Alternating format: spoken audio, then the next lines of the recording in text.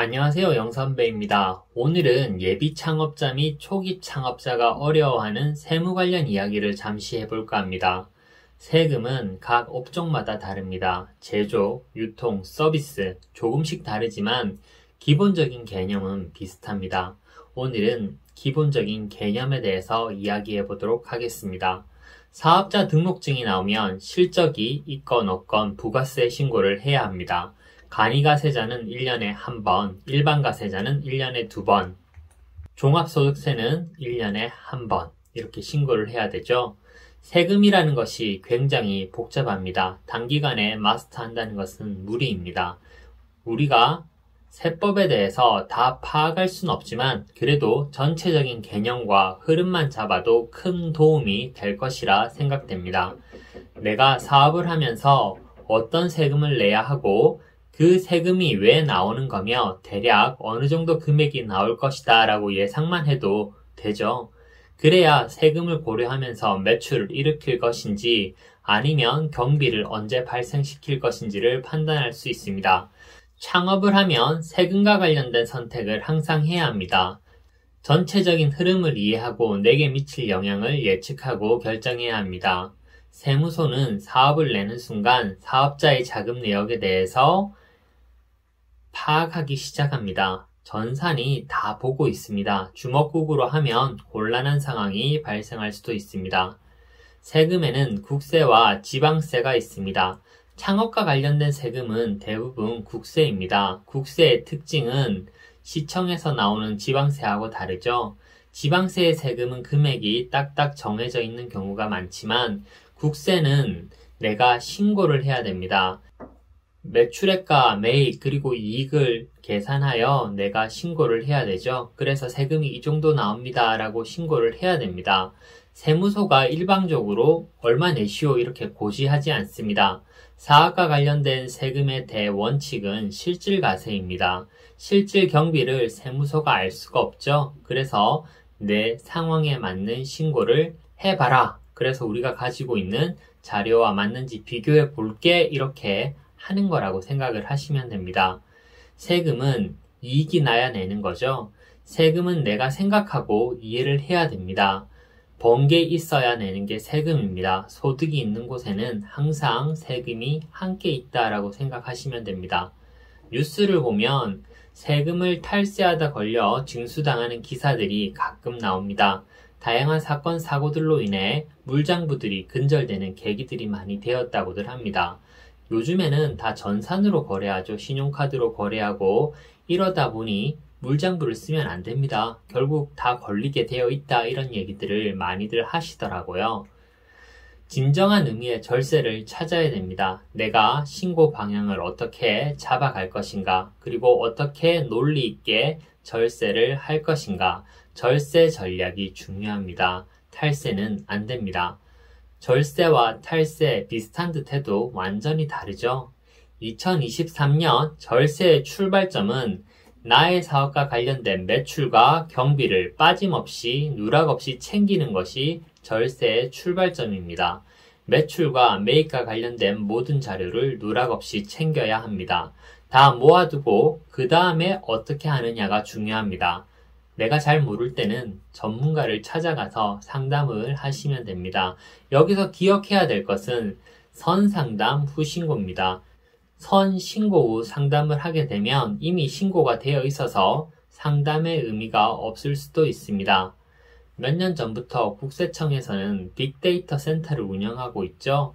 요즘 세무사분들의 이야기를 들어보면 각 사업자들에게 해명 안내, 소명 요청 우편이 많이들 온다고들 합니다. 요즘은 전산이 워낙 잘 되어 있기 때문에 정확하게 정리하고 그 이후 세무 전략을 세워야 됩니다. 그리고 사업자를 낼 때 간이가세자와 일반가세 이렇게 보통 두 가지로 신청하실 수가 있는데요. 이 간이가세와 일반가세는 부가가치세를 정산하는 방법에 따라 나뉘는 사업자라고 보시면 됩니다. 비율을 잡아서 부가세의 부담을 줄여주는 게 간이가세라고 생각하시면 됩니다. 간이가세의 기준 매출은 연 8천만 원 이하라면 간이가세를 신청할 수 있습니다. 일반 가세가 좋은지 간이가세가 좋은지 이런 부분은 각자의 사업하는 상황에 따라 다를 수가 있기 때문에 나의 상황에 맞추어 전략적인 판단을 하시면 좋을 듯 합니다. 현금 영수증의 의무 발행 업종이 확대 시행되고 있죠. 사업자를 내시면 본인이 낸 사업자가 현금 영수증 의무 발행 대상인지 꼭 확인하셔서 그런 이제 현금 영수증 가맹점을 가입하셔야 됩니다. 가맹점을 가입하지 않아도 미가입 가산세가 있을 수 있습니다. 그리고 요즘에 사업을 하시면 내가 제대로 이런 세무 신고를 하지 않는다면 우리 사업의 경쟁자나 아니면 내부 직원들이 불법들을 다 신고하죠. 사업을 할 때 주먹구구식으로 관리하던 시대는 끝이 났다. 세무사무실에 맡긴다고 다 되는 것이 아닙니다. 대표자 본인이 스스로 챙겨야 됩니다. 대표자 스스로가 내 사업을 챙겨야 됩니다. 세금이란 도대체 뭘까요? 우리가 사업을 계획할 때 사업계획서를 쓰잖아요.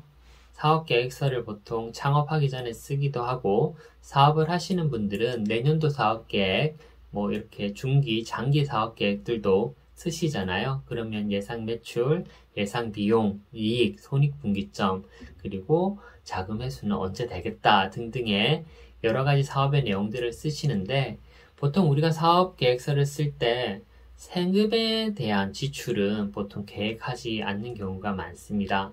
사실은 사업을 하게 되고 실제로 매출과 경비가 발생을 하게 되고 이윤이 발생하게 된다면 세금을 내야 되겠죠. 그래서 사업계획서를 준비하실 때 창업을 하시든 아니면 내년도 사업계획을 준비하시든 세금 지출에 대해서도 사업계획서에 포함하신다면 좀 더 효과적인 자금 계획을 하실 수 있으리라 생각이 됩니다. 세금 폭탄이란 없습니다. 몰라서 대비를 못한 것이죠. 예상치 못한 지출 때문에 자금이 묶이면서 어려움에 빠지는 경우도 많이 있습니다. 사업과 관련된 세금을 산출하려면 계산을 해야 됩니다. 내 세금을 내가 신고하는 건데 이런 손익계산서를 통해 대략적으로 내가 얼마의 세금을 내겠다라는 것들을 파악할 수 있으셔야 됩니다. 그래서 매출 원가를 계산하고 판매비와 관리비 등을 계산하고 임차료, 복리후생비, 소모품비 등을 지출한 이후 최종 이익에 대해서 어느 정도의 세율이 들어갈지 그리고 부가세는 얼마가 될지 이런 부분들을 사업하시는 대표자 스스로가 판단하고 예상하실 수 있으셔야 됩니다. 법인이면 보통 익년도 3월까지, 개인이면 익년도 5월까지 소득세를 신고 납부해야 되죠. 그리고 부가세는 세금이라기보다 단순 대금 정산이라고 생각을 하시면 됩니다. 법인은 3개월에 한 번, 개인 사업자는 6개월에 한 번, 간이가세는 1년에 한 번 하시면 되죠. 부가세 같은 경우에는 처음에 매출이 발생했을 때부터 내 돈이 아닌 거죠. 그래서 예수금으로 내가 매출의 10%를 다음에 부가세로 내야 되기 때문에 별도로 관리하시고, 그리고 내가 이렇게 매입한 거에서도 부가세 10%는 다음에 내가 환급 받으실 수 있기 때문에 이 돈은 내가 환급 받을 수 있다 이렇게 생각을 하시면 되겠죠. 간이가세자는 부가세 환급 이런 게 안 되겠죠. 그래서 간이가세자나 일반 가세자를 선택하실 때 그런 부분들도 좀 고려를 하셔야 됩니다. 그리고 이제 직원들을 고용하셨다 하면 또 원천세를 또 내셔야 되죠. 그래서 보통은 직원들 급여 주고 2월 10일 이내까지 신고 납부를 이렇게 하셔야 됩니다. 원천세나 부가세는 세금이라기보다 대금 정산 개념으로 이렇게 생각을 하시는 게 좋으실 것 같습니다.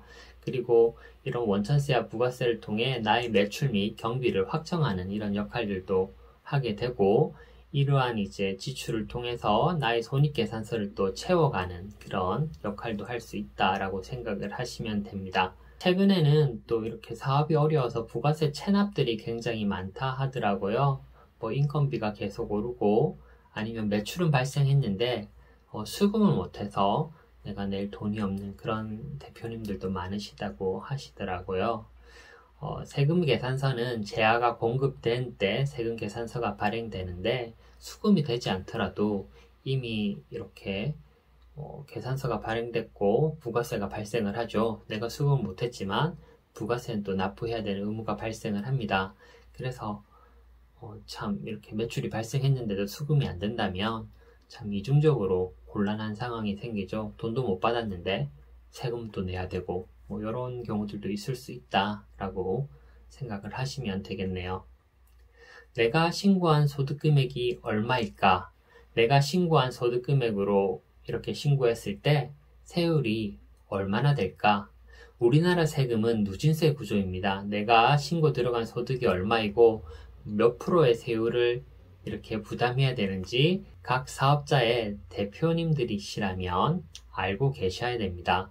회계는 있는 그대로 기재하는 것이 보통 회계죠. 세무는 있는 그대로 쓴 재무제표를 보고 세법을 적용해 세무 조정을 하죠.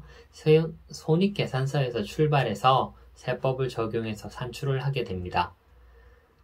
종합소득세 산출 과정은 수익 금액, 경비, 당기순이익을 기초로 값을 넣으면 보통 홈택스에서 자동 계산되죠. 그래서 너무 어렵게 생각하실 필요는 없는데 내가 이렇게 발생한 회계 정보에 대한 정확한 기록에서부터 이렇게 절세 방법을 찾아가실 수가 있습니다.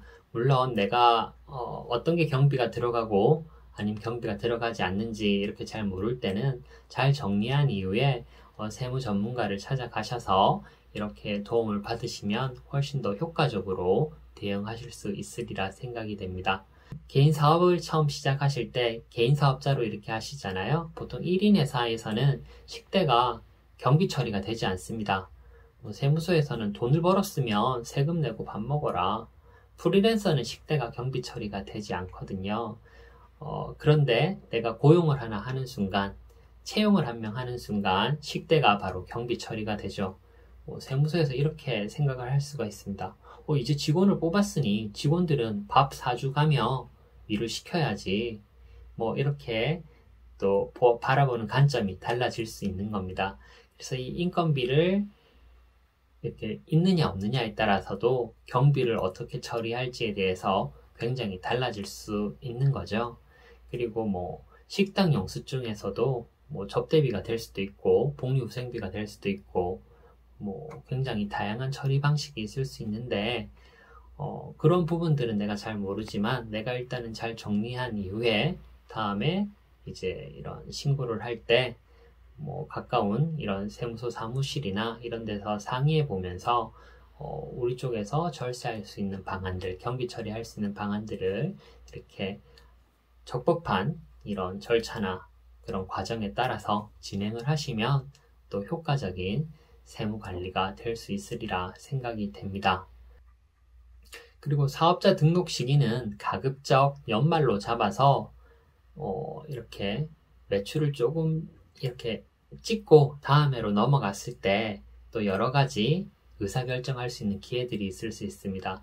보통 새로 사업하시는 분들이 난 1월 1일 날 사업자를 내서 올해부터는 한번 제대로 해보겠다 이런 전략보다는 미리 그 연 중반 이후에 이렇게 창업을 이렇게 하셔서 창업의 계획이 있으신 분들은 이렇게 처음에 이렇게 사업자를 내시면 이익을 내기 힘들잖아요. 비용은 많이 발생하지만 이익을 내기 힘드실 건데 그렇게 해서 내가 돈을 못 벌었다 이런 이제 기록이 있으면 또 다음 해에 세금 낼 돈이 없죠. 이윤이 없으니까 경비만 많이 남아 있으면 익년에 결손금을 이월해 주기도 합니다. 그러면 2월 결손금 공제 제도가 있어서 이런 또 2월 결손금 공제 효과도 받으실 수가 있죠. 단 이때 단순 경비율로 신고를 하게 되면 2월 결손금은 사라지게 됩니다. 그래서 내가 경비가 또 이렇게 많이 발생하신 분들은 또 이런 이제 제도도 전략적으로 활용해 보실 수가 있습니다.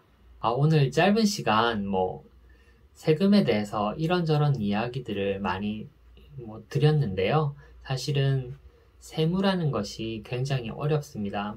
이런 수업을 듣는다고 해도 사실 간단하지 않죠. 그리고 책을 내가 혼자서 독학을 하려고 해도 사실 쉽지 않습니다. 하지만 우리가 이렇게 세무사나 회계사처럼 모든 지식을 다 알 필요는 없죠. 하지만 어떠한 세금을 내야 되는지, 그리고 소득세와 부가세, 그리고 원천세, 그리고 이런 비용들이 사업을 하면서 발생하는 이런 비용들이 어떻게 처리되는지 이 정도 개념만 알아도 훨씬 더 유연하게 사업을 이끌어 가실 수 있으리라 생각됩니다. 오늘 짧은 시간 초기 창업자나 이렇게 창업 예비자들이 알면 좋을 법한 내용들을 두서없이 이리저리 얘기를 했는데요.